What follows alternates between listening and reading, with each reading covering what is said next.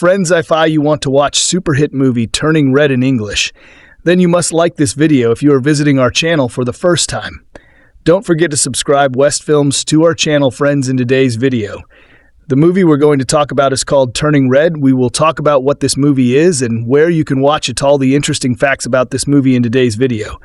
I'm going to tell you, I'm also going to give you all the information on which OTT platform or on which satellite channel you will get to watch this movie. Also, we will talk in detail about the technical department, music department, pre-production, filming, post-production, budget, box office collection of this film.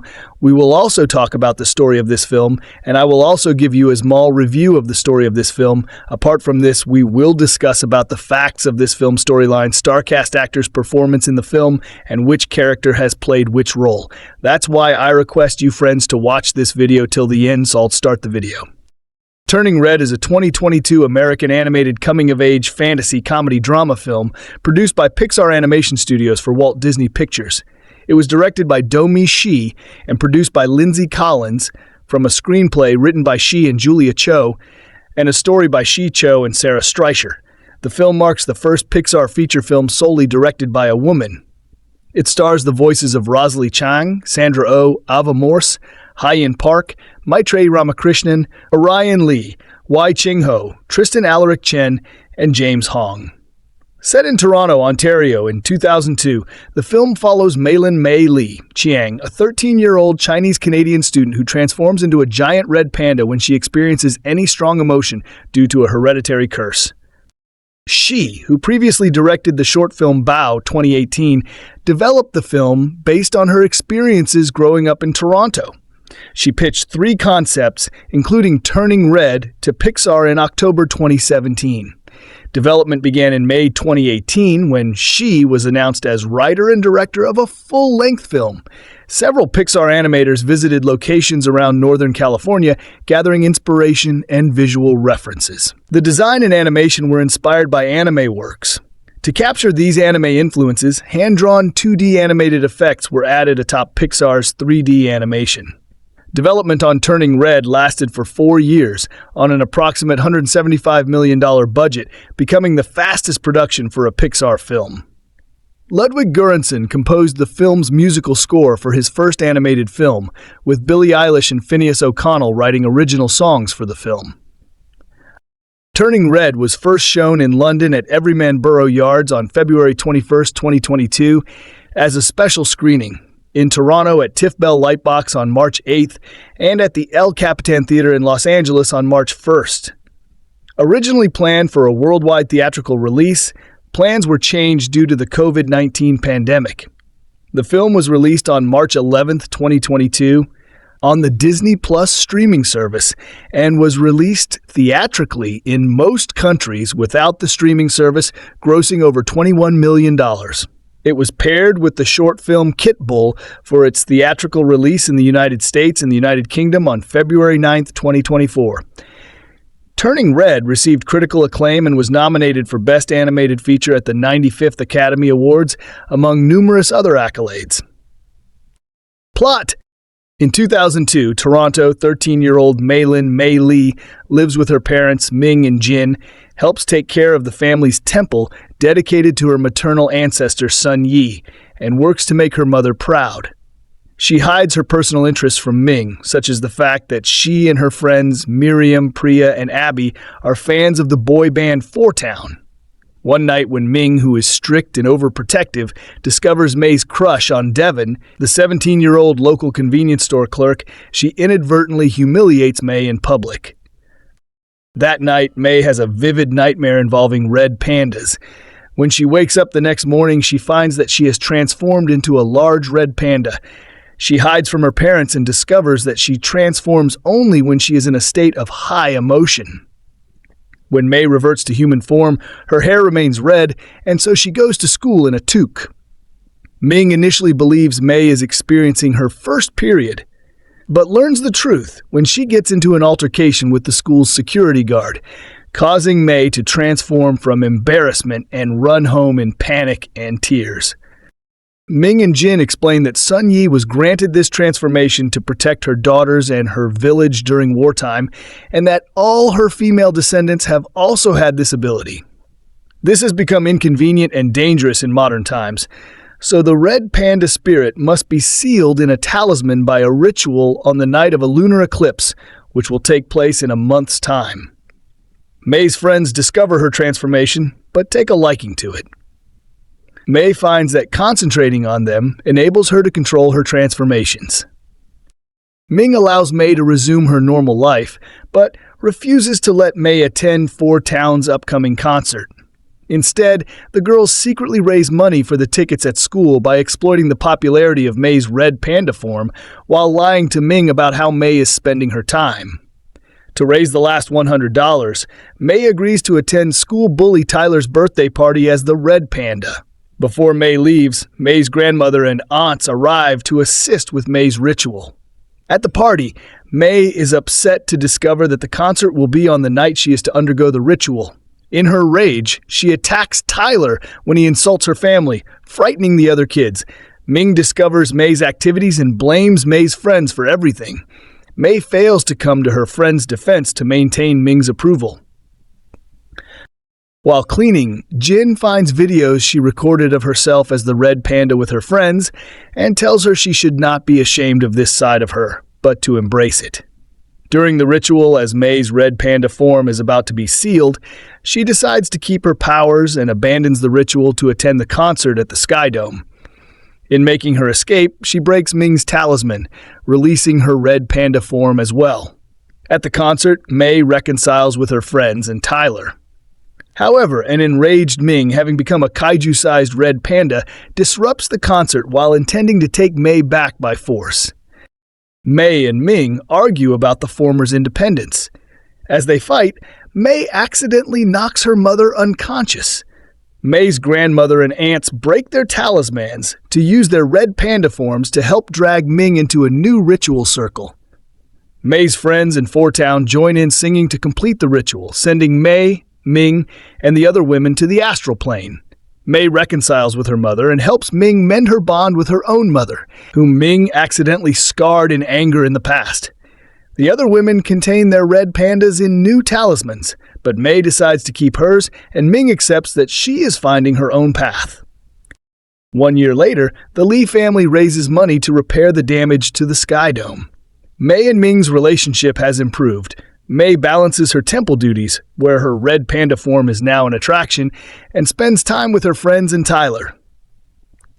Voice cast: Meilin Lee redirects here and is not to be confused with Milling Lee.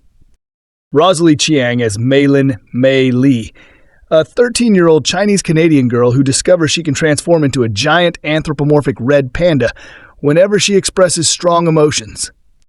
Sandra Oh as Ming Lee, Mei's strict and overprotective mother. Ava Morse as Miriam Mendelssohn, a singing Jewish-Canadian tomboy with braces who is one of Mei's best friends. Maitreyi Ramakrishnan as Priya Mongol, a mellow and deadpan Indo-Canadian girl who is one of Mei's best friends. Hyein Park as Abby Park, an energetic and aggressive Korean-Canadian girl and the shortest of Mei's best friends. Orion Lee as Jin Lee, Mei's quiet yet supportive father. Wai Ching Ho as Wu, Mei's grandmother and Ming's mother. Tristan Alaric Chen as Tyler Nguyen Baker, Mei's classmate with front teeth braces, who initially picks on Mei. James Hong as Mr. Gao, a local elder, shaman, and friend of the Lee family. Addie Chandler as Devon, a local convenience store clerk and Mei's secret crush. Sasha Royce as Mr. Kieslowski, Mei's high school teacher at Lester B. Pearson Middle School.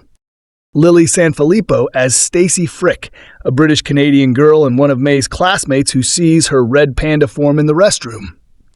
Anne Marie as Lauren, one of Mei's classmates. Mei's aunts, Chen, Ping, Helen, and Lily, are voiced by Lori Tan Chin, Lillian Lim, Sherry Cola, and Mia Tagano. The members of the Force to Town boy band, Robert, Jesse, Aaron Z, Aaron T, and Tae Young, are voiced by Jordan Fisher, Phineas O'Connell, Josh Levi, Topher Ngo, and Grayson Villanueva. Production. Development. In 2017, she had recently completed the Pixar short Bow when Pixar invited her to pitch 3 ideas for a full-length film. Her proposed concepts were all coming-of-age stories centered on teenage girls. The one that became Turning Red was based on a girl going through a magical puberty, which she wrote based on her own personal experiences. She said, "Everyone has been there. Everyone has been 13 and feeling like they're turning into some wild, hairy, hormonal beast. And I think that's why Pixar was drawn to it." She pitched all three concepts, including Turning Red, to Pixar on October 31st, 2017. According to Pixar producer Lindsey, who sat in on Shi's pitch meeting, the Pixar staff were drawn to the Turning Red idea as it was so clear that Domee had such a sense of who these two main characters were, that Mei and Ming were really clear and special and unique, more than any of the other ideas. And that she had this really personal experience with these two characters that were kind of versions of her own life. That's like the magic equation right there. The approach of using more personable stories followed from Luca under Pixar's new Chief Creative Officer Pete Docter's oversight, which shifted the direction the studio took with both storytelling and film production. Brenda Shue, writer of the subsequent Pixar film Elemental, worked on the film as a consultant to Shi for the ideas. The film was developed under the working title of Red. Shi was announced as writer and director of an upcoming Pixar full-length film on May 8, 2018, making her the first woman to solely direct a film in the studio. The film's creative leads were also the first all-female team for Pixar, which Pixar's CEO Jim Morris said happened very organically rather than by intent. Rona Liu served as production designer after doing so for Bao. Liu said that working on a feature film was a dream come true. By November 26, 2018, Shi confirmed that the film was in the early stages of development, with the story still being worked on, and that she is really excited to play in this new 90-minute film format. The title Turning Red was finalized by December 10, 2020. According to Morris, Turning Red had one of the fastest development times of a Pixar feature film, taking only 4 years to complete. Casting. In 2017, Pixar hired Chiang to provide scratch vocals to support the development of the film. Chiang, then only 12 years old, was selected in part because she was a local child actor conveniently based in nearby Fremont, which is only about 35 miles, 56 kilometers, from Pixar's Emeryville headquarters. After 2 years of development, she and Collins reached the point where the film was solid, enough to start casting professional voice actors. Despite listening to various auditions, the two realized they had already fallen in love with Chiang's scratch vocals and could not envision anyone else playing Mei. They escalated the issue to Pixar Chief Creative Officer Pete Docter, who personally approved the casting of Chiang in the film's lead role. During an early 2020 recording session, Shi suddenly surprised Chiang with an additional script page where she, reading in character as Ming, offered Chiang the role. This session, right before the onset of the COVID-19 pandemic in the United States, turned out to be their last one conducted in person. To keep production going, Pixar shipped an enormous amount of professional audio equipment to Chiang, who turned one of the rooms in her parents' house into a makeshift recording studio. Sandra Oh was Shi's top pick for Ming. Besides the fact that Oh was a fellow Canadian, Shi felt Oh could convey the range of complex emotions they wished to portray in Ming. Design. Setting. The film takes place in Toronto, Ontario, Canada in 2002, as confirmed by a production designer in February 2021. As it takes place through the eyes of a 13-year-old girl named Mei Li, the entire environment has been stylized to convey a specific feeling. Shi described the film's overall look as an Asian tween fever dream. According to executive producer Dan Scanlon, it feels more like a very soft, colorful, magical, idyllic, almost youthful version of the city. She also considered how video games like Pokemon, Earthbound, and The Legend of Zelda Breath of the Wild were able to stylize their world in such an appealing, chunky, cute kind of way. Part of this desired setting was capturing the popularity of boy bands at the turn of the millennium and how teenage girls reacted to them. Pixar animators visited locations around Northern California for inspiration and visual references. They studied red pandas at the San Francisco Zoo and looked at architecture in Chinatown in San Francisco and the Bok Kai Temple in Marysville. Inspirations. Domee Shi said that several anime influenced the film, including Doraemon, Sailor Moon, Ranma Half, Fruits Basket, and Inuyasha. To capture these anime influences, hand-drawn 2D animated effects were added atop Pixar's 3D animation. She was also inspired by My Neighbor Totoro in creating an iconic grabbable giant animal that you just want to rub your face in. Nintendo games, such as Earthbound, Pokemon, and The Legend of Zelda, have also been cited as a major influence for the film. She also compared the plot of the film to Disney's A Goofy Movie, a similar coming-of-age movie involving a parent and child trying to mend their relationship, with a pop band as part of the film's climax. The film also deals with puberty, though the film does not directly talk of biological changes. For example, May's mother mistakes May's reaction to her transformation for her first menstruation. She said they were unapologetic about the discussion of these topics in the film. The title Turning Red is an allegory for menstruation. The color red also reflects other feelings experienced by teenagers, according to Shi, such as embarrassment or lust. She and her staff had feared that studio executives would want the scenes referencing puberty removed, but the scenes were accepted. Liu oversaw the production of the food scenes, as she had done for Bao. They partnered with the non-profit organization Gold House that specializes in promotion of East Asian and Pacific cultures to identify what foods to include. For rendering the foods, they were inspired by the approach that Studio Ghibli had done with foods in their works, as well as exaggerating their look in the same manner that Sanrio uses to bring cuteness into their products, and the way the film The God of Cookery showed food in a dream glow. Music. Main article, Turning Red. The film's music is scored by Ludwig Göransson in his first animated film project and was recorded within a 2-week period after COVID-19 lockdown relaxations. The film also featured 3 original songs written by Billie Eilish and Phineas O'Connell, Nobody Like You, One True Love, and You Know What's Up. These songs were performed in the film by the fictional boy band Four Town, which O'Connell was a part of. Producer Lindsey Collins said that her child was a fan of Eilish's music, which inspired her to approach Eilish and O'Connell at the start of production. Collins had pitched to their pair using a scrapbook featuring scenes from the film and cutouts of the duo. Walt Disney Records released the soundtrack album digitally and on CD on March 11, 2022. Subsequently, tracks from Four Town appeared in multiple languages, some of which were performed by boy bands such as DICE, Japanese, and W. Wolf S, Mandarin. The album debuted at number 187 on the Billboard 200 chart on the week of March 21, 2022, and peaked at number 87 on the week of April 9, 2022. Marketing. Promotion. A first look of the film was shown at the Disney Investor Day on December 10, 2020. The teaser trailer premiered on July 13, 2021, as the official trailer premiered on November 17, 2021.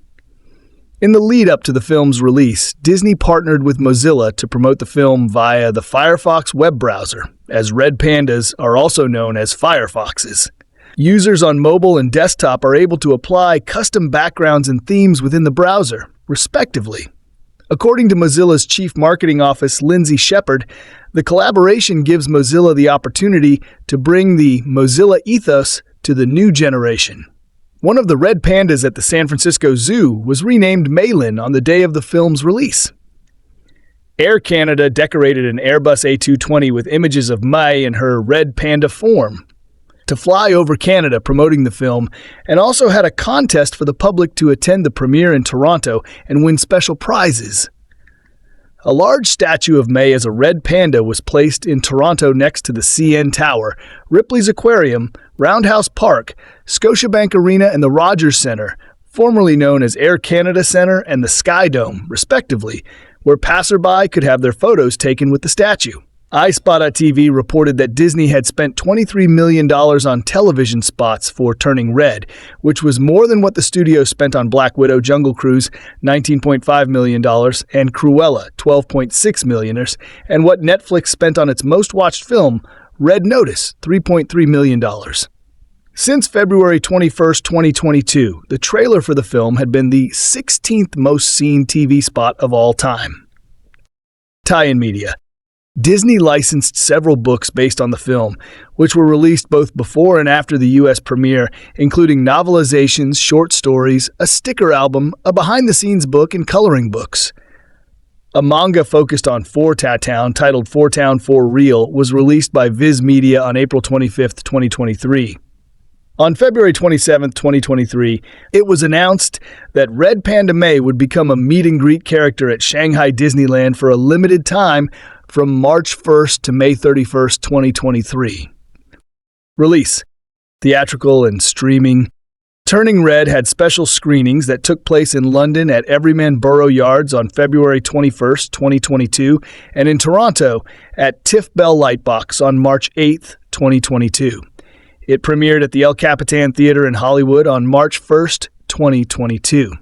It was originally scheduled for theatrical release in the United States on March 11th, 2022 by Walt Disney Studios Motion Pictures.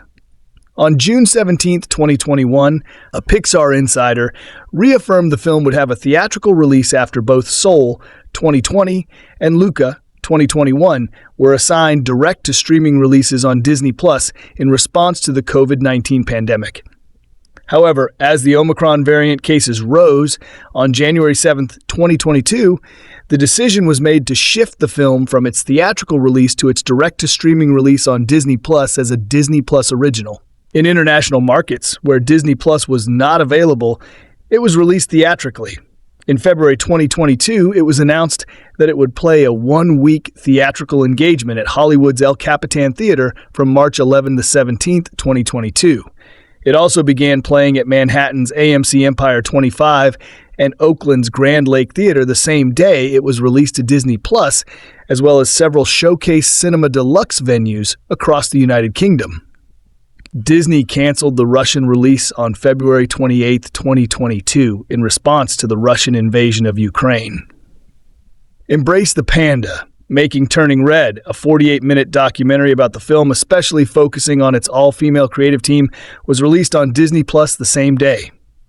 On December 5, 2023, it was announced that Turning Red, as well as Soul and Luca, would be released in theaters in the United States throughout early 2024. With Turning Red being released on February 9, 2024, accompanied by Pixar's Spark Shorts short film Kit Bull. Home media. Turning Red was released on digital services on April 26, 2022, and by Walt Disney Studios Home Entertainment on 4K Ultra HD, Blu-ray, and DVD on May 3, 2022.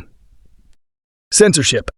Kuwait refused to distribute the film for its explicit depictions of puberty and other mature themes. Reception. Box office.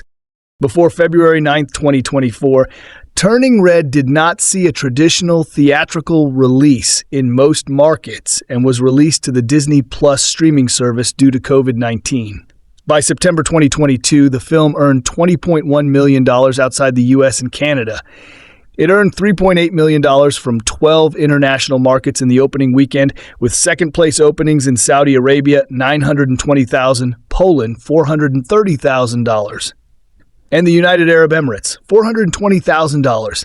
It earned $2.8 million in its second weekend and $1.7 million in its third.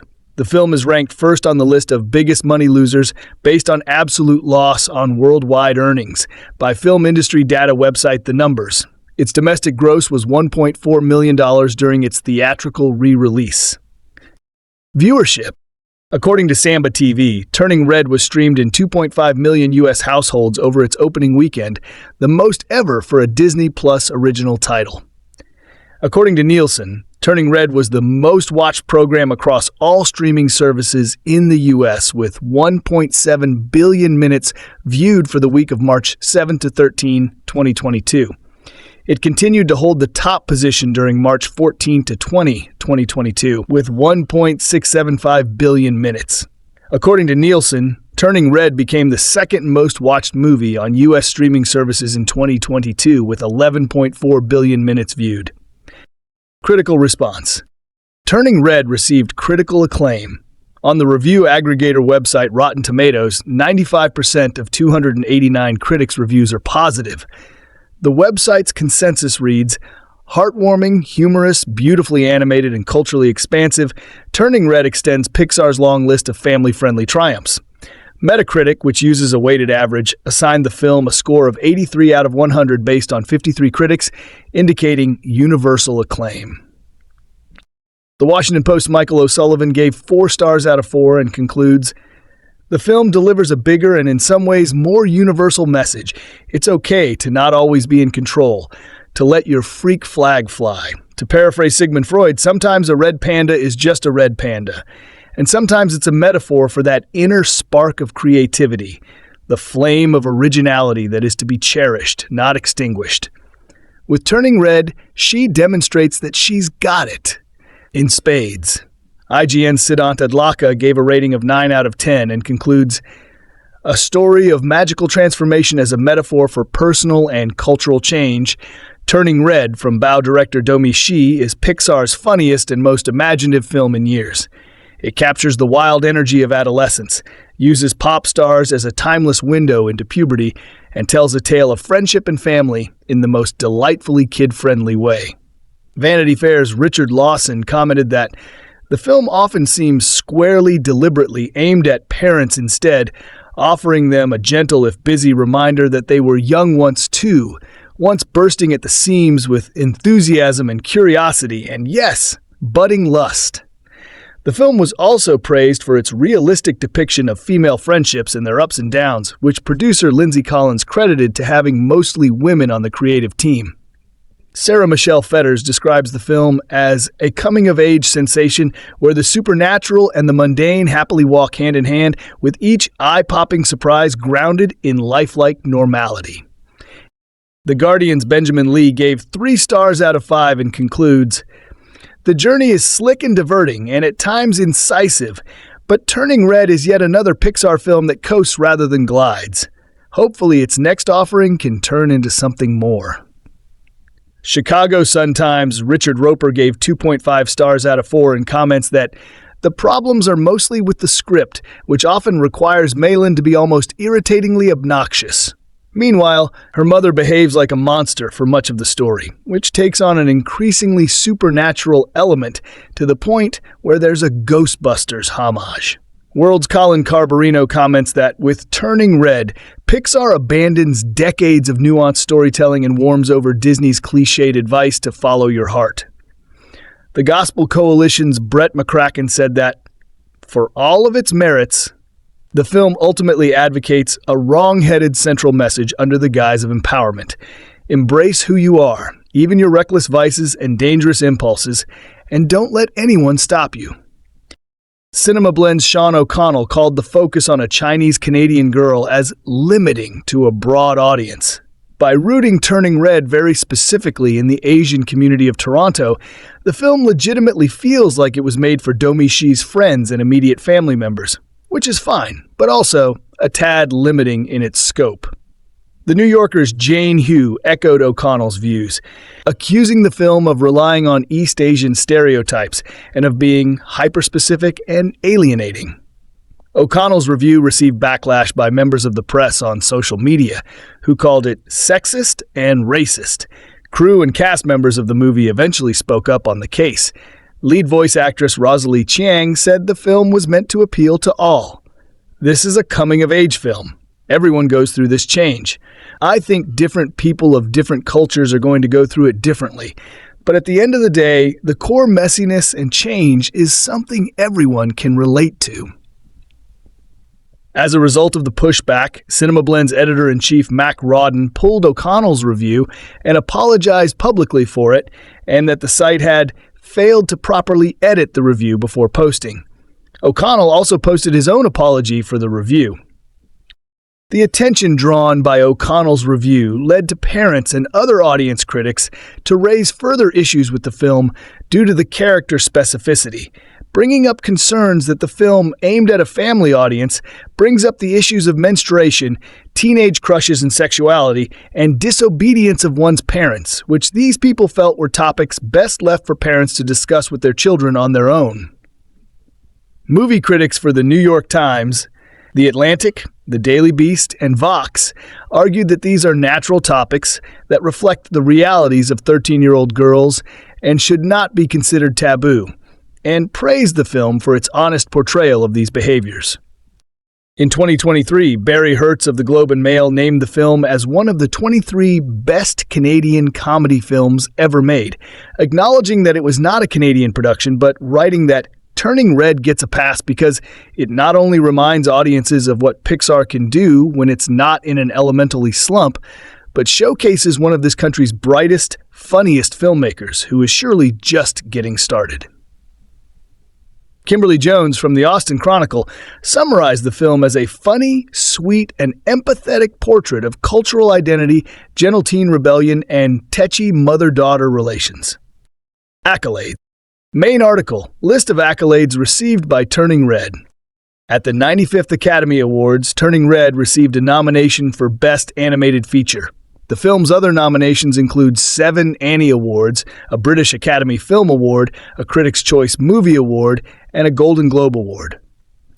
Possible sequel. Domee Shi has expressed interest in a follow-up, stating, "We are open, but we haven't talked about it. But yeah, it's an invitation at the end for more stories." Chiang and Oh also expressed interest and came up with ideas for a sequel or a prequel. Back in middle school, when she was barely a young teen, this critic had a massive crush on a boy 1 year her senior. I can't recall if we were already a couple when I foolishly filled my notebook with his name and some sappily romantic sentiments one evening, not knowing that the embarrassing pad would soon be discovered by my annoyingly overprotective detective of a mother. But I do remember sweating in shame, fear, confusion, and panic when she yanked the notebook from under me. In desperation, I sat on it to unsuccessfully hide the evidence of my young love, and started flipping the pages in utter shock and anger. Now imagine my astonishment during Oscar-winning Bao Helmer Domee Shi's masterful animation Turning Red, while I watched its 13-year-old central character undergo a similar episode with her own mother.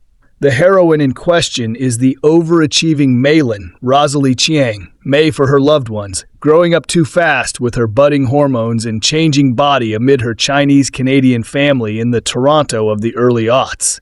A slightly dorky straight-A student she may be, but there's nothing anyone could do to stop her from noticing all the good-looking boys, particularly a local store clerk, that she and her best friends frequently gush over. That anyone includes her disciplined, willowy mother Ming, Sandra Oh, who discovers May's notebook of suggestive heartthrob drawings in furious disbelief. What's May to do if not literally turn red and poof, transform into a furry, monstrously cute red panda in the midst of navigating all these intense emotions? Why hadn't I thought of this when I was similarly busted? And more importantly, where was this movie when I was growing up? And that is the genius of Turning Red, a radical, brazenly hormonal PG movie that instantly fills a huge void in the lives of awkward, novel female teens who might just be starting to crawl out of their childhood cocoons with a disharmony of mystifying awakenings and sexual feelings. That achievement is perhaps no surprise coming from Pixar, a studio that can always be trusted for a generous dose of reflective, grown-up nostalgia, as well as a good old-fashioned coming-of-age saga. After all, weren't some of the best characters of the fiercely inventive animation house, from the talking dolls of the Toy Story franchise to the corporeal feelings of Inside Out, the rebellious princess of Brave, and the aspiring young musician of Coco, gloriously defined by its signature preoccupations? Still, Turning Red, which deserves a lot better than the straight-to-streaming fate Disney has bestowed upon it, feels pioneering and surprising even for the shop behind the groundbreaking animated sci-fi Wall-E. For starters, never before has a Disney female ever been asked, "Has the red peony blossomed?" as an inquiry about the start of her menstruation. In that regard, Turning Red is both a triumphant thematic homecoming for the company and a welcome outlier within the Pixar canon that is, exceptions aside, typically overflooded with male-centric narratives. What's even greater about it is its recognizable foundation, carrying shades of various superhero tales and the likes of Teen Wolf, the 1985 one. Stories in which boys and men hide behind their alter egos while they make sense of the new eyes through which they see the world. Written by Shi and Julia Cho, Turning Red passes this familiar baton to May, unearthing something that is both culturally specific and universal through its Chinese-Canadian protagonist, clearly fashioned by the co-scribes with heaps of personal memories and loving insights. It's certainly a delight to follow May once she discovers her inner red panda and figures out that as long as she keeps a cool and collected demeanor, sans emotions, with a little help from her friends, the pink brute won't take over. Who knows, she could perhaps even lead a normal life and even have some fun along the way. But that's easier said than done when you're a teenage girl defined by your wobbly mood swings and the time you spend with your equally frenzied group of friends. In May's case, her girlhood clan consists of the sharp-tongued Abby, Hyein Park, nonconformist Miriam, Ava Morse, and the nonchalant Priya, Maitreyi Ramakrishnan. Together, the celebrated quartet swing from one trouble to the next. They're trying to do everything they can to see their dreamy boy band fort her town in concert. The 5-member band does have some actual bangers in the film, written by Billie Eilish and Phineas O'Connell. But with May's plush red panda slightly altering their plans, the friends find themselves at a crossroads that directly concerns the young May's future. As it turns out, May had been cursed with a spell passed on through the generations of women in her family, and it can only be broken if she willingly participates in a strenuous ritual that would keep her nuisance alter ego safely tucked away forever. Through this dilemma, she beautifully constructs a traditional tale of generational clash between May and her mother, filling their unity and contradictions with thoughtful details of their urban life. The family temple they run as a tourist attraction, the elaborate, studiously cooked meals, the domestic support that runs deep within their household. The animation style, infused with traditional motifs, interludes of anime, and a zippy energy, rises to the occasion, vividly painting May's world with the same level of intricacy she and Cho conjure up on the page. While the film's slightly bloated finale overpowers some of the leaner moments that come before it, Turning Red flickers with a bright feminine spirit, one that feels new, crimson deep, and unapologetically rebellious. Turning Red review. 13-year-old Mei Li, voiced by Rosalie Chiang, is just like any other high-achieving dork from a loving, slightly smothering Chinese-Canadian family. Then her hormones kick in. Like many kids at this pivotal moment, her emotions take on a life of their own. What sets Mei Li apart is the fact that her emotions also take on a form of their own, at moments of extreme excitement. And since Mei Li is 13, extreme excitement is the default setting, she turns into a large red panda. Pixar's latest and the first feature from Domee Shi, director of the terrific short film Bao about a sentient dumpling, Turning Red is a fizzing, squealing adolescent explosion of a movie that nails a fundamental truth about growing up. Puberty may be something that pretty much everyone has to endure, but at the time it feels like a uniquely mortifying and personal experience. What doesn't help Mei Li is that, at the very moment her body takes on a mind of its own, her mother seems to lose hers. Overprotective Ming Sandra Oh pursues her daughter to school with armfuls of sanitary pads, and this is the gently radical core of this appealing animation. It's that vanishingly rare thing, a piece of pop culture that not only addresses menstruation but does so in a constructive manner. The message is one of female friendship, embracing change and cuddling your inner panda, of working through mother-daughter friction. Here, there's a kinship with Pixar's Brave, but for the most part, she visually references Japanese anime, in particular the uplifting female-led storytelling of Ghibli's Hayao Miyazaki and Isao Takahata. Domee Shi's feature film debut as a director, she also won an Oscar for Pixar's Bao, is also a list of firsts. Turning Red is the first animated film to be helmed by a woman of color. She is Chinese-Canadian, and perhaps the first to be helmed by a woman from beginning to end. Read Brenda Chapman's statement regarding being replaced on Brave here. Turning Red has a lively expression in its animation style and storytelling that comes from an immensely personal place. The connection that one feels for the characters and world building are sourced from Shi and her creative team, including co-writer Julia Cho, sharing parts of their formative years with the audience. While many Pixar films have strong thematic messaging and narratives that resonate, Turning Red is perhaps the most personal of projects, as it depicts a deeply intimate familial relationship, the bond between mother and daughter. Turning Red is significant for several reasons that inform the characters, narrative, and themes of the film. In the opening scenes, audiences are not only introduced to Maylin Mei Lee's playful world, but they're also welcomed into Shi's own past. The film follows Mei, Rosalie Chiang, a confident, dorky 13-year-old torn between remaining her mother's dutiful daughter and the chaos of adolescence. Her protective, if not slightly overbearing mother Ming, Sandra Oh, is never far from her daughter. The usual shenanigans that come with growing up are hard enough, but whenever Mei gets too emotional, she poofs into a giant red panda, and turning into a fluffy red panda, something which has a connection to her family, was certainly not something Mei factored into her adolescence. Pixar fans may be delighted to witness a distinct deviation from the studio's typical animation model. Turning Red's styling is heavily influenced by the cartoons and anime of the late 1990s and early 2000s.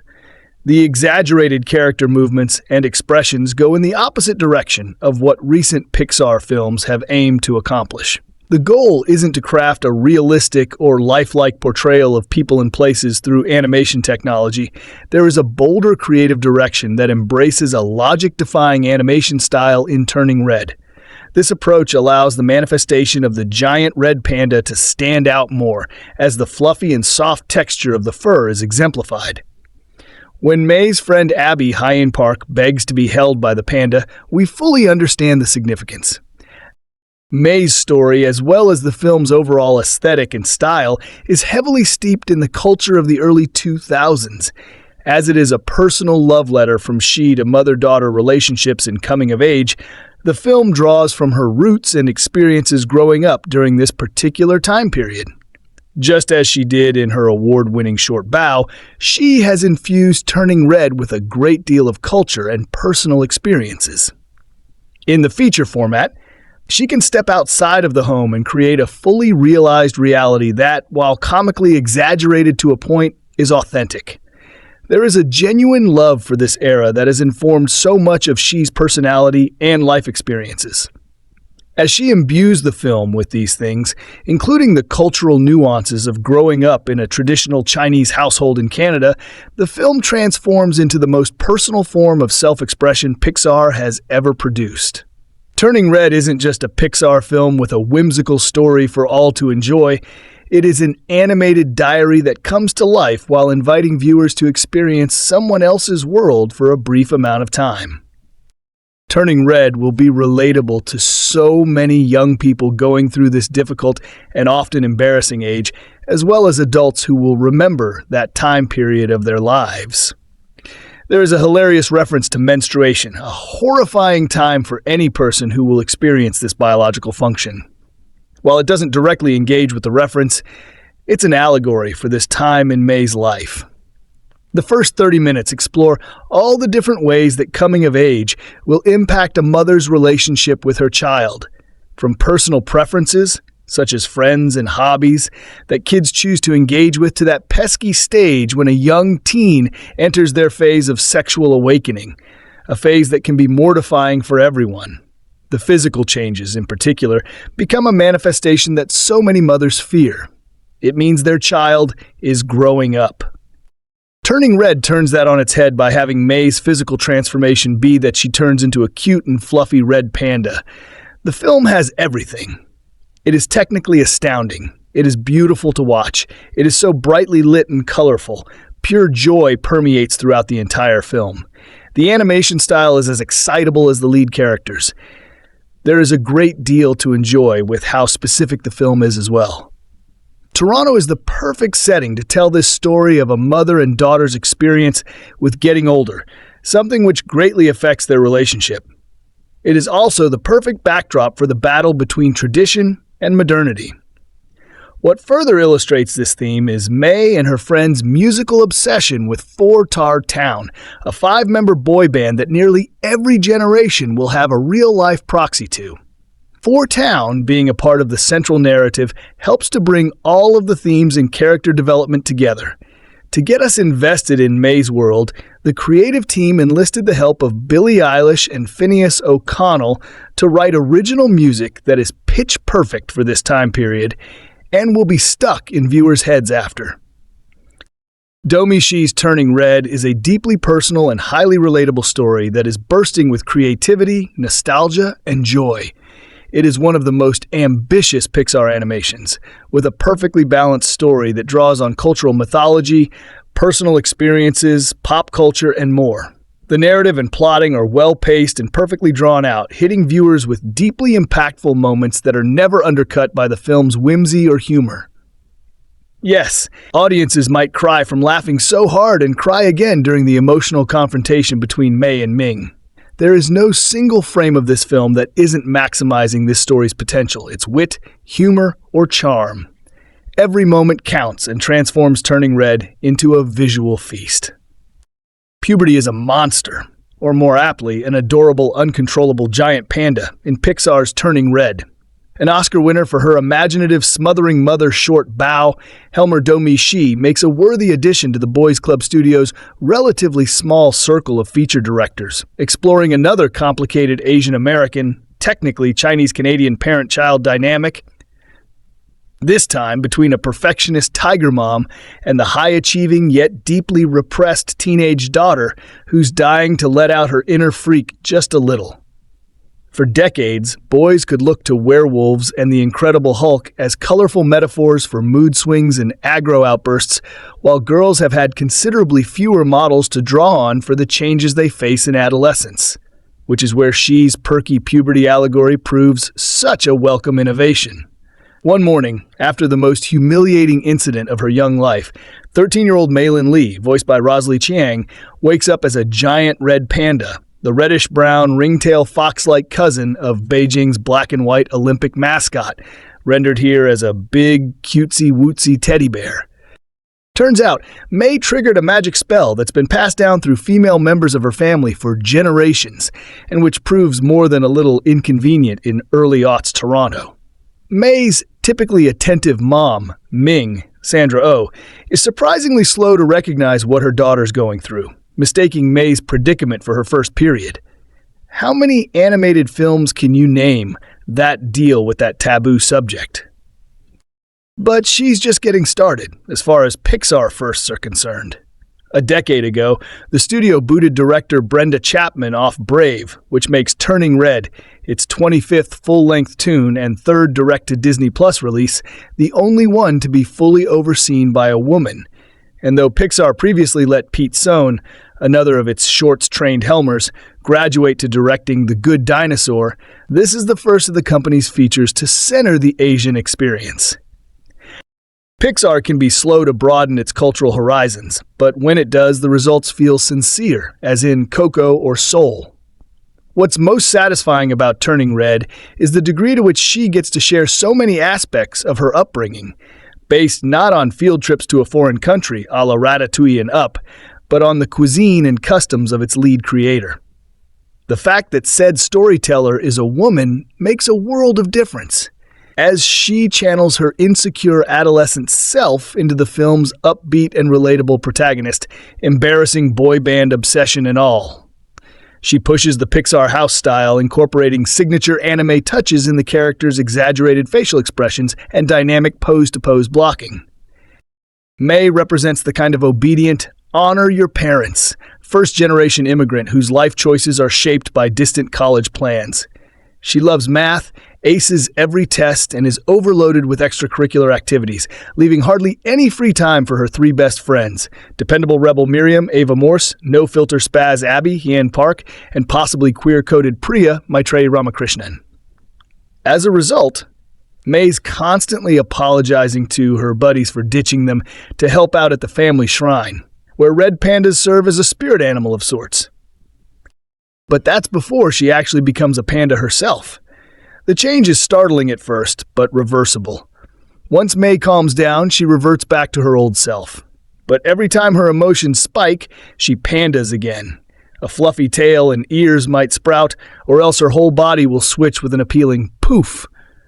There may be shades of Dr. Jekyll and Mr. Hyde in Turning Red, but she keeps the entire affair feeling light, holding back until very late in the game about the reason Ming is so worried.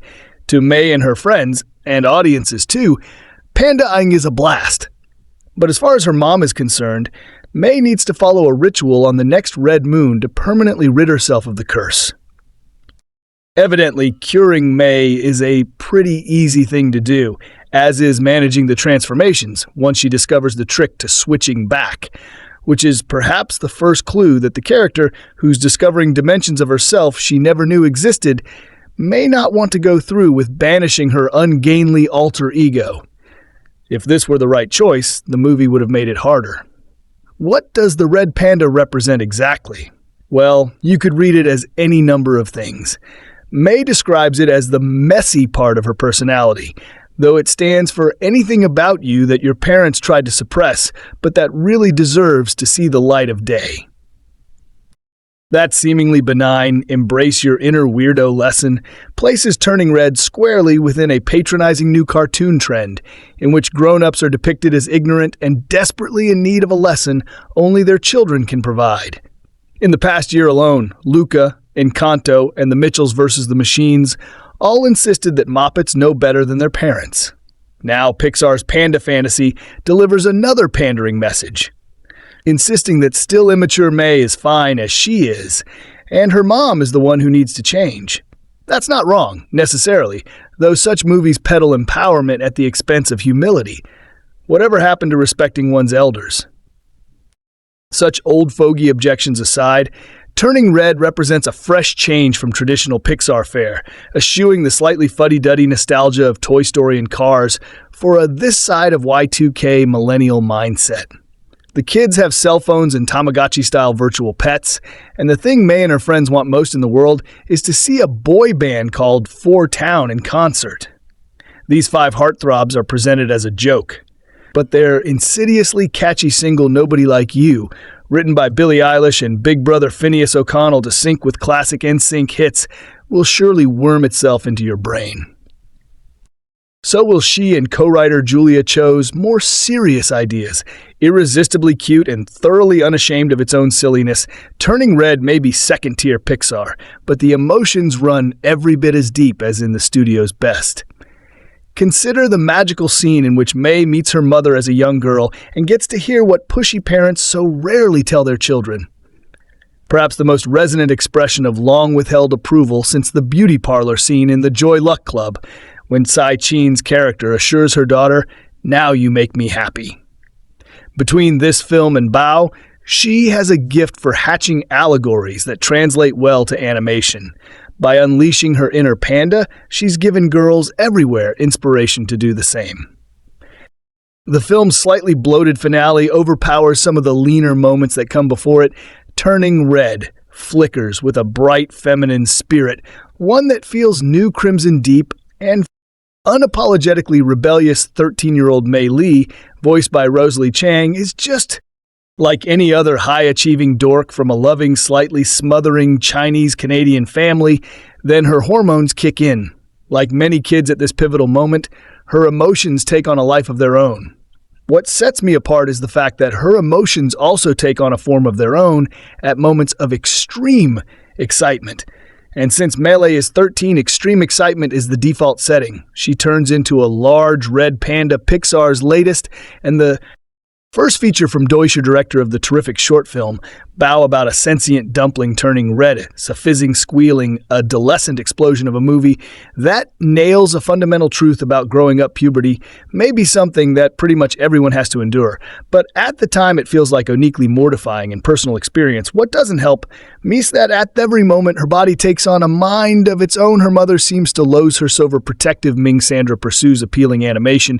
It's that vanishingly rare thing, a piece of pop culture that not only addresses menstruation, but does so in a constructive manner. Themesage is one of female friendship, embracing change and cuddling your inner panda of working through mother-daughter friction here. There's a kinship with Pixar's Brave, but for the most part sure visually references Japanese anime. In particular, the uplifting female-led storytelling of Ghibli's Hayao Miyake and Isao Takahata. Other information about this film: the first time I saw a taser for this film, I came away completely clueless about the plot, and if I'm being honest, the non-contextualized scene I view did not initially entice me into watching, so I was truly not prepared for what awaited me in the following 1 hour 40-minute runtime from the director of Pixar Shortbow 2018. Domee Turning Red is a delightfully charming yet unapologetic film that delves into issues not often explored by mainstream animation. Maitreyi is a 13-year-old girl entering puberty with a serious boy band crush and a potentially life-ruining ability to turn into Agent Red Panda. The ties between the physical transformation into the panda and the hormone-fueled phase of puberty is ingenious correlation that also leads to some humorous double-meaning jokes. Ultimately, the panda is a way of exploring not only the increase of societal pressures placed on young girls as they grow, but the familial pressures experienced simultaneously that manifest into teenage angst and poor decision-making. The cultural aspects of Min's Chinese upbringing are also an integral part of the story. As a white woman, I feel I cannot comment on the accuracy of its portrayal, but it is such a refreshing and welcome departure from the typical coming-of-age setting we normally get in films that broach a similar subject matter. The animation is flavorful and packed with energy. Being a Pixar film, it has become expected to see beautiful animation. But not only is Turning Red beautiful, but it is full of personality. Most of the humor for me came in the form of visual animation gags, and my partner can attest to my open gaps, particularly during the explosive opening sequence, unlike the 2022 Oscars. Would you believe this film is most certainly not just for kids? In fact, it tells such a complete and relatable tale of growing up as a 13-year-old girl that many adults will find themselves physically responding to many of the aspects of the story by laughing and cringing like myself on top of this. The film is set in the early 2000s, sharking back to the director's own early teenage years. So it is absolutely filled with nostalgia from mixed CDs to Tamagotchi. Speaking of cringe, it would be remiss of me not to mention the biggest criticism of this film, that it is apparently too cringy and unrelatable. As a story about a young Asian girl, we have finally gotten a film that reflects the type of stories that people who campaign for equality in the industry have been asking for. A story about women by woman. The script, written by Julia Cho and Domee Shi, reflects an accurate experience, not a fabrication or a palatable illusion. It's also not trying too hard with its feminism, except perhaps a line May shouts to her mother towards the end, "My panda, my choice." The men are not villains. In fact, the true antagonist of the story seems to be puberty, coupled with a flavoring of intergenerational trauma. Those who do not think that this story cannot be enjoyed by anyone other than those who mirror the appearance of those who made it are ignorant at best. I do want to quickly mention another film in this review that I believe began the journey that has gifted us Turning Red, and that film is Brave. As I reflect on Brave, it is becoming apparent that it was a movie clearly ahead of its time. Like Turning Red, it focused on a relationship between a mother and daughter, and funnily enough also included animal transformation. Brenda Chapman was subsequently kicked off her own project when she and the studio's visions didn't align. For the full breakdown, watch documentary. Half the picture yet, there were 10 years later with the first solo female directed animation from Pixar dealing with family pressures and large fluffy mammals. Merida walked so Maitreyi could fly. Oh my, Pixar has truly taken the right steps with this film. And despite what a selection of critics would have you believe, I would encourage more people to watch it, because Turning Red is the type of story we need to keep seeing more of. And no, I don't mean more stories about girls turning into red pandas, but just authentic explorations of issues that affect real people going into 2022. One of my most anticipated movies of the year was the latest Pixar film, Turning Red. In fact, when it was first announced at the Disney investor presentation, it made the promotional image of Mei Lee and her Pandemi wallpaper on my phone because it thought it looked so charming. Unfortunately, now I have seen Turning Red. I must down to being very disappointed by the film. And in fact, it is the first Pixar film I've outright disliked. Yes, even Cars 2 has a bonkers sensibility. I mildly enjoy even watched it a second time just to make sure of my response, and yep, this one isn't form. Let's talk about the positives. First, the idea of a family film trying to tackle puberty and anxiety in an honest and straightforward way. How they succeeded at that is another question, but I am sure there will be a lot of people who will connect with Mei Li and her family's journey. Also love the representation and seeing not only a Chinese-Canadian family, but also Mei's diverse friend group. Also, the animation is outstanding, as is usually the case with Pixar. Know it's received lots of chatter online, but I enjoyed the anime feel, especially with the eyes and transformation of the characters from human to animal.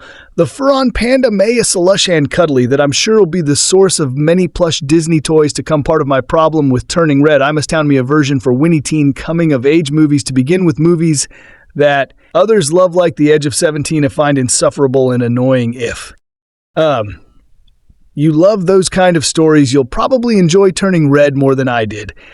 But my personal taste aside, while bold, the whole metaphor Turning Red uses didn't really work. The idea is Mi comes from a family where upon her first period, the girls turn into a red panda when they are upset. While the concept of a period making someone turn red is a bit on the nose, it could have been effective, but the story has problems. First of all, the mother Ming is unhinged and unreasonable. For example, in one hat scene, she lambasts a convenience store clerk Mei has a crush on, because Mei has drawings of him in her sketchbook. Not only would this be incredibly embarrassing, it doesn't make sense. Why should he be responsible for her drawings? Crush and Disher liking someone a character flaw. How could she possibly feel this is a correct response to a basic life experience? Also, if you knew this was going to happen, wouldn't you try to prepare your daughter a little bit? Such strange behavior made me annoyed with the characters, and then the fighting between mom and daughter got hold real fast. But beyond that, the metaphor doesn't really works. Oh, she turns into a panda when she starts her period, but there's a whole ritual that makes the panda go away. I realize this is a magical realism story, but just inventing rituals for cultures and religion. Mei's family owns and operates a temple is a strange choice, and then the plot of her becoming a party attraction for a bully's birthday mixed in with the family drama fell flat. The thing is, none of the inspirations for the panda are within Mei's control. She gets her period, can't control, she deals with anxiety and emotions, can't control, she goes through puberty, can't control. Teens will relate to this, but unfortunately they don't have a ritual that will stop all of these tough things. Mei decides to embrace the panda, but all of us normal people don't get that choice. It's happening whether we like it or not. Evidently, Mei's mother has been suppressing her panda for years, but then why was the ritual necessary? The ritual allows her to bring it back when she wants to. But then again, how does that connect with actual teen struggles who can't make their pandas come and go when they want it? Seems like most critics didn't mind this murky metaphor, but it bothered me and kept me from fully embracing the film. I also didn't connect with the humor of Turning Red or the focus on 2002 boy band called 4 Town. It's a shame they set the movie in 2002 because an Asian K-pop type band like BTS would have been a fun way to bring in the culture rather than just generic boy band. At the end of the day, I admire what director Du was going for with Turning Red, but the script lets down that ambitious premise, making for more of a mess than a masterpiece, I hope. You all enjoy it more than I did, but this puberty metaphor gets a pass from a 13-year-old Mei. Rosalie Chiang strives to meet the expectations of her overbearing mother Ming. Sandra excelling academically at everything she touches while hiding her growing obsession with boys, especially pop sensation 4 Towns, which she shares with friends. Miriam Ava Morse, Priya Maitreyi Ramakrishnan, and Abby Hyein Park. But when she awakens one morning to find herself transformed into a Giantred panda, Mei learns of an inconvenient blessing bestowed upon them, the female members of the family, by an ancestor that will require a once-off ritual in a month to eliminate. Along with a growing temper, the transformation gives Mei a greater need for independence, setting her on a collision course with her mother when 4 Towns play a concert nearby. In truth, Turning Red is a difficult one for me to appraise fairly because more than any other film I have seen recently, this is one that is outside of my experience. And I don't mean my lack of familiarity with anthropomorphic red pandas. Turning Red is a film for women, very specifically touching on themes of female pubescence, the changing relationship between mothers and daughters, and the importance of sororal friendships. Which is not to say that I was watching a film in an entirely different language or anything. But turning red is a testament to a lived experience and emotional change that I can never adequately comprehend. But I know enough to know that is an important story told well, one I can appreciate even as I acknowledge that it is as much for my demographic as the bare-chested 4* towns are. Which is to say only a little bit. The overt symbolism of the piece is not exactly hard to spot enough that when I was first made aware of the film, I admit I gawed rather sarcastically at the title. What could it possibly be an allusion to getting beyond this hint of sledgehammer allegory? Turning Red is a really good exploration of the beginnings of female puberty that goes beyond what is a fairly heavy-handed substitution from menstruation. Though the film doesn't shirk from talking about such things, in point of fact, in the manner that Mate changes into a anger-fueled red panda whose powers are tied to a monthly cycle that's only a jumping-off point for a film that wants to do for the early stages of puberty in women what Inside Out did for mental health and young girls, or what Soul did for people a bit too obsessed with their dreams, to offer recognition, validation, and a fairy tale method of exploring a very difficult topic. The perfect daughter, in terms of following her mother's likes, suddenly changes. It's not just the panda thing, May, is just generally different, more argumentative, more inclined to form her own social circles. Some of the best scenes are quiet moments between May and her immediate group of friends outside of her family, more willing to be upfront about her own unique likes and dislikes, and more drawn to the opposite sex. These points are alongside or predate the panda transformation, not caused by it. May is more than happy to casually flirt with boys in school in one scene. For example, in a moment that indicates this is not new behavior turning. Red follows us through the state of affairs with tact and grace, allowing its more extreme symbolic plot point to be an addition that focuses more on the fringe elements of this transformation. The mood changes. The anger with parents and a refusal to be what the world expects her to be. By the end, the symbolism appears to change slightly, with hints of the panda aspect being a representation less of puberty and more of identity. At first, I thought this might be an allegory for sexual awakening in terms of orientation, but aside from one very brief allusion, Tune of Mayfriend's being by this doesn't really land. One of the whole points of the film's final message is May's conscious choice to embrace what she is becoming, which doesn't really track with the reality of orientation. Instead, I would take it as a more general identity personality theme.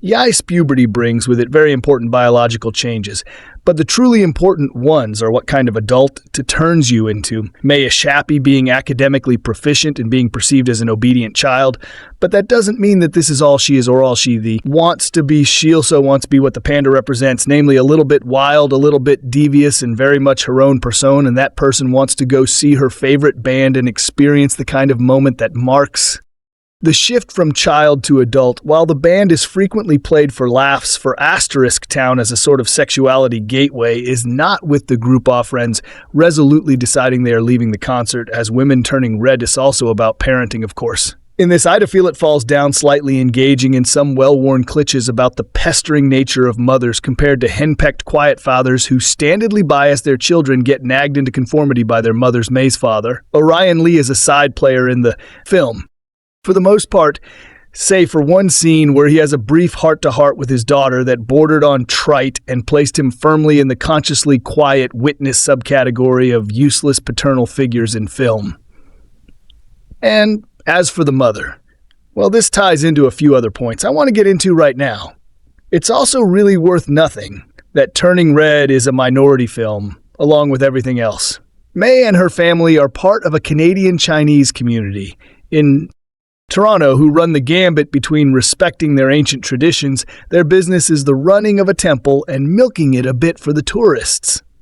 Abby is identified as Korean, and Priya appears to be of Indian descent. Turning Red doesn't spend too long on this aspect, really, but can be seen as an attempt to investigate the well-worn cliché of Asian families who are dramatically harsh with their children when it comes to education expectations and life mapping. Turning Red certainly leans into this concept as a reality, but its subsequent exploration of what happens when this parenting style hits the wall of puberty and a radically different social and cultural environment to that which the perpetrators had growing up is undoubtedly interesting. It's in the unstated similarities that we find the really interesting nuggets. May has 4 asterisk towns as his fulcrum for adolescent rebellion.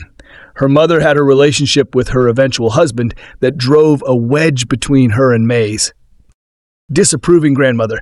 There are times when this is played for jokes. Ming decries May's sudden penchant for rolling her eyes, then tries to pretend she's not home when her own mother calls. But for the most part, Turning Red takes a critical view, asking us to consider the hypocrisy so often prevalent in the parenting standards of those who chafe under such things in their own lives. The film skips along really nicely, with Pixar long past the point where issues of pacing or slow sections are something they need to seriously concern themselves with. Call it a genius understanding of filmmaking momentum, I suppose, and Dewar is just the head of a very accomplished production. The film takes its time with what it wants to say, but freshens things up every few minutes with the right action beat or colorful montage to keep things from ever being in danger of being dire by the time we hit the third act. The similarities between Turning Red and a superhero origin story will also become more obvious. Only in this case, the superhero in question is essentially just a young woman, and Turning Red grabs that ball and run with it into a fun finale that involves an to kaiju movies / Hostbusters cinema has come up with recently. And of course, it's also got a very good understanding of the blend between comedy and drama. You'll laugh plenty at Turning Red. Whether it's Ming describing 4 asterisk towns as glittery delinquents with their gyrations at the same time as trailers for Elvis come out, it makes you ponder on the fact that, well, the more things change, the more they stay the same. Our actual look at 4 asterisk towns themselves. There's the cute one, the sporty one, the one who speaks French, and the other 2 who are also talented, or the recurring appearance of the school security guard, consistently exasperated by Ming's efforts to remain close to her daughter physically, while not on a level of something like The Mitchells versus the Machines Turning Red, ensures that the seriousness of its subject matter does not translate to a dare lecture on female adolescence and how to handle it. Pixar continues to demonstrate its tearability with computer-generated imagery and Turning Red with enough here to make clear their continuing efforts to innovate and excel Maze. Panda form looks amazing. One wonders show much work has gone into the creation of first surrealistic looking. You'll want to reach out and give it a squeeze. But Turning Red goes beyond that in creating a digital entity that might be an especially larger red panda on the surface, but which moves, emotes, and feels like something closer to a physical form than a lot of code sticking this creature into sunglasses or clothes might. Seem kitschy at first until you actually see it happen. And there are plenty of other neat visual touches as well. An early Bond-like slow montage of May's father cooking food, an otherworldly trip into an ancestral fever dream, and that whole finale where the Toronto Sky Dome proves an able backdrop to an unlikely but visually engaging showdown with the shadows of repressed maternal anger. I seem to say it every time, but I suppose I will have to say it again just one more time. You don't need me to tell you that Pixar makes movies that look good very soon. They will have been doing it for 3 decades more detail in. So many ways Pixar is Turning Red, the feature debut from Domee Shi, a filmmaker behind Oscar-winning Short Bow, is all about asserting our nude identity, Chinese-Canadian almost teen min Rosalie Chiang. May has an assured sense of self right from the off. She's an unapologetically dorky academic achiever who loves playing the flute, feeding her Tamagotchi, and pinning over boy band 4 asterisk Town's ample song girl, A Love Your. Jean's beauteous puberty and additional spiritual transformation. Rears its head, she changes some of the old May is left behind, but the new May is a blast. Schur's film offers a new identity for Pixar too for once. This is not a buddy movie, it's not an adventure flick either. Resolutely a coming-of-age story from start to finish. The Ludwig Göransson score thrums and flutters like only a Ludwig score can, and the distinct visual style incorporating anime speedlines, face filter, emoji, reactions, and a defiantly tween girl, pastel pink sparkly sheen means it looks unlike anything that studio has done before. Turning Red not only keeps Mei's experiences and emotions at the heart of the story, the entire film feels like it's filtered through her personality, ebullient and energetic and irresistible in typical Pixar style. Turning Red's premise offers instinctual simplicity and wild invention. Pitched somewhere between 8th grade, The Incredible Hulk, and Scott Pilgrim, it externalizes Mei's inner transformation into an allegory for bodily changes and evolving interpersonal relationships. So overnight she goes from parents' delight to literal raging hormone monster. When her magnified feelings of embarrassment, joy, and anger manifest, she blows up into a Jaj and Tread panda for all the metaphors at. Play sure doesn't shy away from the specific realities of teen girlhood either, with a frankness that would be refreshing in any movie, let alone a Pixar one. During Mei's first transformation, she hides in the bathroom, her mother Ming Sandra Oh handing her sanitary pads as she assumes the red pay has bloomed. Turning Red isn't just direct, it's frequently unexpected too. Most tellings off this story might involve Mei trying to keep the panda secret. Instead, Shear's film is more about how Mei chooses to do this news idea of herself, exploring the ways it impacts her relationship with her Mo-Man, her trio of ride or die besties, Miriam, Ava Morse, Priya, Maitreyi, Ramakrishnan, and Hyein Parka. Comedic stand out compared to the Livewire opening half hour. Turning Red's middle act drags a little pacing-wise. But the extraordinary finale offers an exquisite blend of spectacling sentiment, while a climactic pop concert can battle with pitch. Perfect Early Zero's pace songs penned by Billy Eilish Hand Phineas offers real cinematic thrills. The moments that linger longest are the emotionally charged conversations and quieter personal revelations behind the burly exterior. The final reel is ultimately a dialogue between generations of Asian women. One which posits that the forces of familial love, self-acceptance, and inherited destiny are as powerful as any boy band anthem. Long Live, the new Pixar Turning Red, is a terrific directorial feature debut from Domee Shi. She brings something with such a different vibe and feel from other Pixar films prior to this one. This film dieted so tightly with a solid number of crash zooms and quick cuts that match this film's comedic timing to such a wonderful degree. It oncely reminded me of Edgar Wright's movies in this sense, and anyone who has read my reviews in the past knows that this film is already off to a great start if it's doing that. Plenty of the comedic scenes carry this confidence with its style, but it also knows when to let an emotional moment or conversations in, without tossing in an unneeded zinger out of fear of losing its audience's attention. The animation is on. Again, amazing, but again, it feels different with how this movie is animated. What I mean by that is that Sure clearly is influenced by a bunch of anime, and you can tell from the shivering pupples of characters in comedically heartfelt bits to the bloated tears spilling from people's eyes that have to be influenced by the way that Miyazaki's characters cry. It only heightens the energy and unique vibe of this film, and it further develops the personality of the main character's hometown of Toronto. The streets and neighborhoods of this town are small, but they shine with personality, and the viewer can instantly gain a solid idea of what this part of the place is like after a few scenes. As someone who grew up in the 90s and early ants, I found it neat to see teenagers using CDs and discussing pop music and wearing the clothing that one found common from the early 2000s.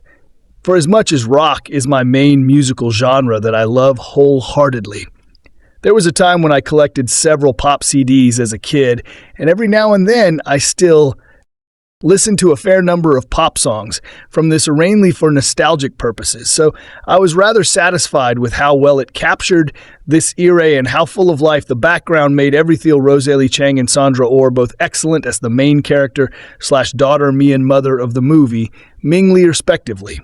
And they provide great comedic chops to their roles, while also selling their dramatic scenes, and their relationship with each other is truthfully what elevates this movie from being good to great. True, the overly protective mother isn't exactly new territory to movies or shows. However, part of the reason that the writing of this movie works as well as it does is that it doesn't allow this side to overstay its welcome. It's done in a way that acknowledges that without giving much to away, there is some insecurity behind it, and it never gets to the point that the mother is seen glitched or annoying. On top of that, these two characters have a believable and moving relationship with each other. They match each other's reactions to scenarios to a T, and they love commenting on Chinese television dramas.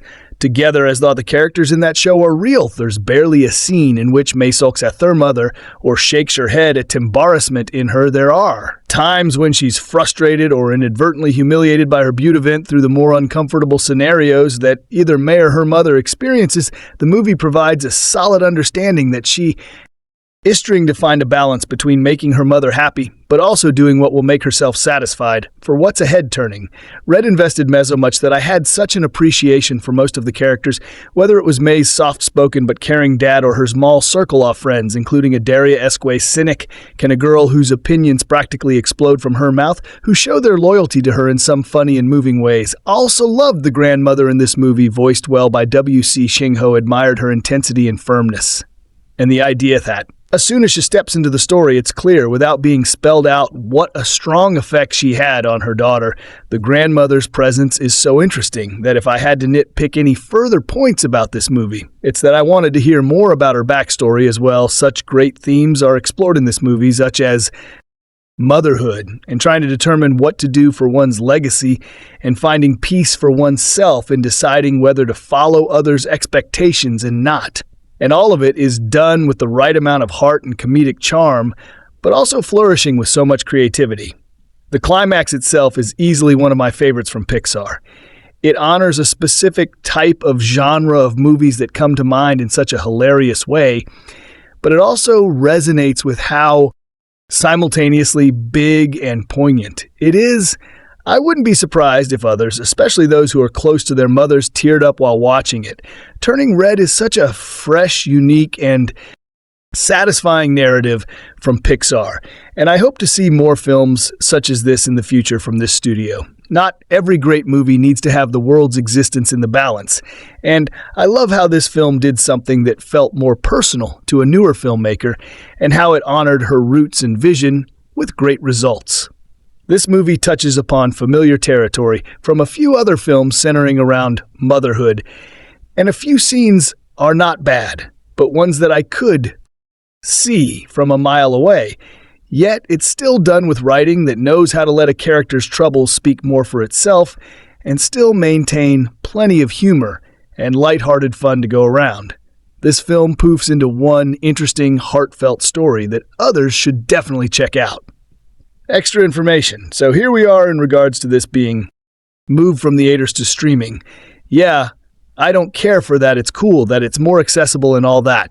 And streaming is a perfectly valid platform for original movies. It's just that it felt like they pushed the panic button too easily. It happened when that new variant cropped up, but fast forward to March. And it's not affecting box office too much. Maybe if they just waited a month to put this on the like they did with Encanto. Could Dallin be able to get big online? But whatever, what's done is done anyway.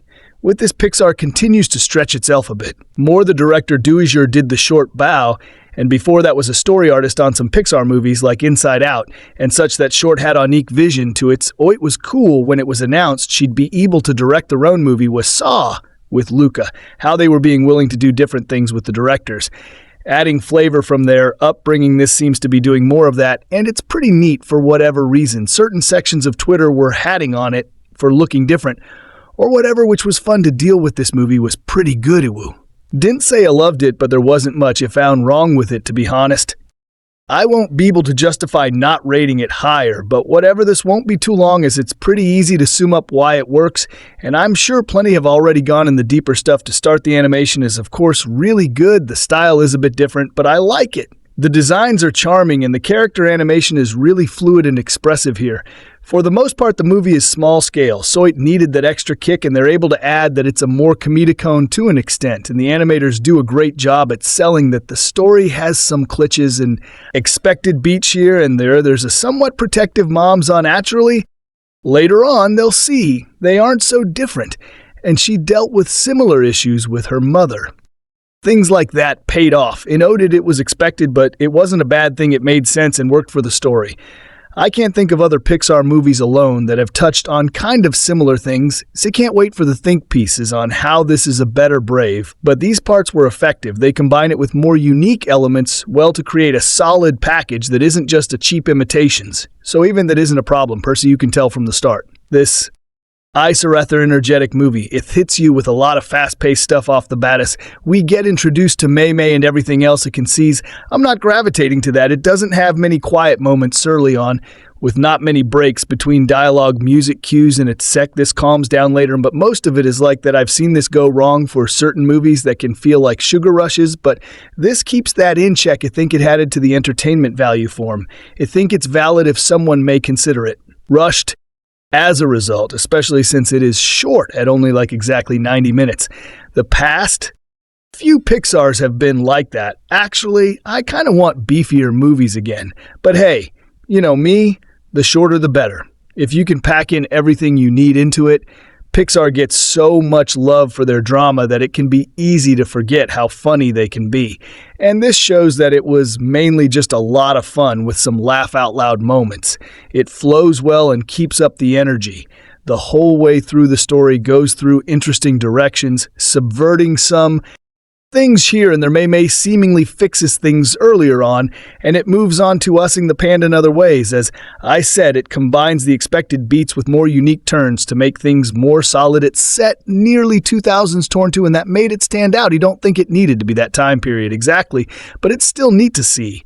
There's a thing with A Boy Called for Town, and man, they captured them perfectly. Their songs were bops, to be honest. To think they said it in the 2000s, because if they set in current year with the same boy band. Anglite would have to be K-pop. Yeah, they made the right call. It's a big puberty thing, and for some reason, certain people were making a thing out of it. Some forget Disney and Pixar make family movies, and expected it to go full big mouth. It actually references periods at one point, but Event Hat is done tastefully. It's able to touch on things kids indeed deal within a respectful way that they'll appreciate.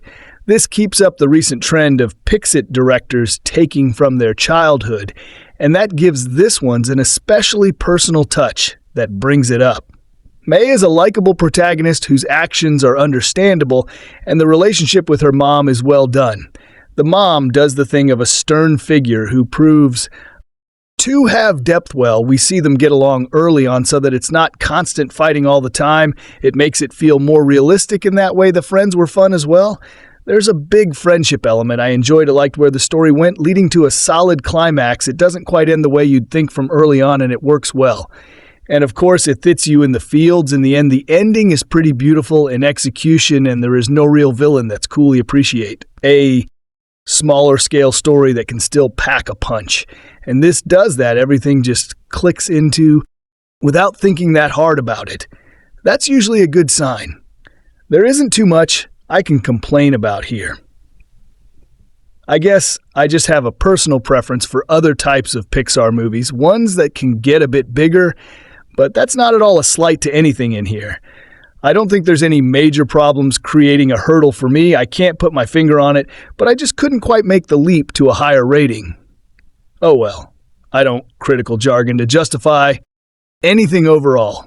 Turning Red is very solid. It's highly enjoyable with its comedy and has a good heart, telling a good story that is clearly personal to the filmmakers. Pixar, allowing their crew. Tull It Loose is still going well. This was a lot of fun for me and hide everything pretty well. If Eelmost will watch. Tenify you had reservations, don't worry. As it manages to work, it does feel a bit more for kids at times. And while that isn't at all a bad thing, I can see older folks not vibing with that too. Tolly May, that's their own reason some were grumpy about it. It doesn't appear to be from that, and that makes it bad, but in the end, it's for everyone, like all good family films are. 3 years ago, the writer-director Domee Shi won an Oscar for her delightful Pixar animated short. Bo in telling the sweet and surreal story of a Chinese-Canadian mother and a steamed dumpling that comes to life, it captured something funny and poignant about the cultural and generational differences that can divide Asian immigrant families with her first feature. Turning Red Sharon's further into the complexities of Asian parent-child relationships, and this time, she's come up with an even wilder conceit. If you were to mash together Carrie and the Joy Luck Club and somehow still get away with a PG rating, it might look a bit like this movie. The story is set in the early 2000s, and it follows a 13-year-old girl named Mylin Lee, voiced by Rosalie Chiang, who lives in Toronto's Chinatown. Mei is an obedient overachiever, a straight-A student who spends her free time run a temple built to honor their Chinese ancestors. This film, directed by screenplay by Julia Cho, story by Julia Cho, Sarah Streicher, produced by Lindsey Collins, starring Rosalie Chiang, Sandra, Ava Morse, Hyein Park, Maitreyi, Ramakrishnan, Orion Lee, W. Chingho, Tristan Olick, Chin James Hong, cinematography Mahara Bissity, Jonathan Pitko, edited by Nicholas C. Smith. Music by Louis Ganson, Billy Eisish, and Fania Zocano. Production company Pixar Animation Studios, distributed by Walt Disney Studios Motion Pictures. Release dates: March 1st, 2022 in El Capitan Theater, March 11th, 2022 in United States. Running time 100 minutes. United States language, English budget $175 million. Box office $21.5 million. So guys, this is the review of Turning Red movie and some information about it. How do you like our today's video? Please let us know by commenting. And if you like this video, please like it, share it, and don't forget to subscribe. West Films to our channel. Thanks for watching.